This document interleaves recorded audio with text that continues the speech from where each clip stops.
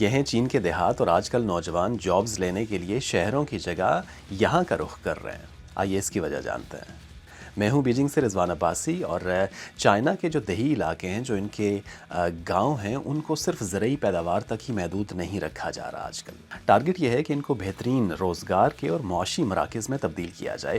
اس کے لیے یہاں پہ پروسیسنگ کی صنعتیں لگائی جا رہی ہیں ہر جگہ پر۔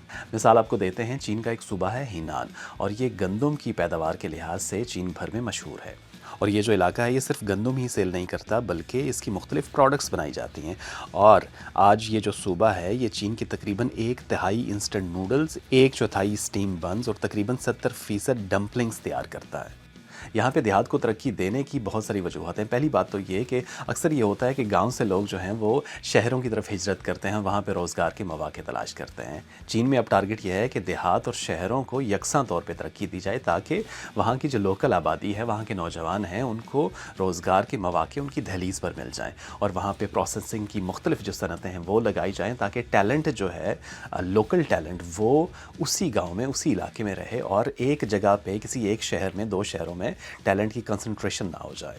اور پھر یہ کہ زراعت جو ہے وہ پرانے طریقوں سے نہیں ہو رہی ہے، اس کو جدید خطوط پر استوار کیا جا رہا ہے۔ آپ کسی بھی گاؤں میں، کسی بھی دیہی علاقے میں چلے جائیں، وہاں پہ آپ کو ڈرونز اور نت نئی جو مشینری ہے وہ نظر آئے گی۔ اسی سے ان کی جو زرعی پیداوار ہے اس میں بھی 2 فولڈ 3 فولڈ اضافہ ہو رہا ہے۔ اور پھر یہ کہ جیسے میں نے بات کی کہ زرعی پیداوار جو بھی ہے اس کو را فارم میں آگے سپلائی نہیں کیا جاتا، بلکہ اسی علاقے میں جو پروسیسنگ کی مختلف صنعتیں ہیں وہ لگائی جاتی ہیں، تاکہ مختلف دیگر جو علاقے ہیں، مختلف شہر ہیں، ان سے ٹیلنٹ کو یہاں پر امپلائی کیا جائے، جہاں پہ ایک چھوٹے فیکٹری ورکر سے لے کر مختلف ڈپارٹمنٹس کے لیے جو بھی ہیومن ریسورس ہے، وہ ان دیہات میں آ کر اپنا جو روزگار ہے وہ حاصل کرتا ہے۔ اور پھر چین کا ٹارگٹ یہ ہے کہ جتنے بھی یہاں پہ دیہات ہیں ان کو خوبصورت اور رہنے کے قابل بنایا جائے۔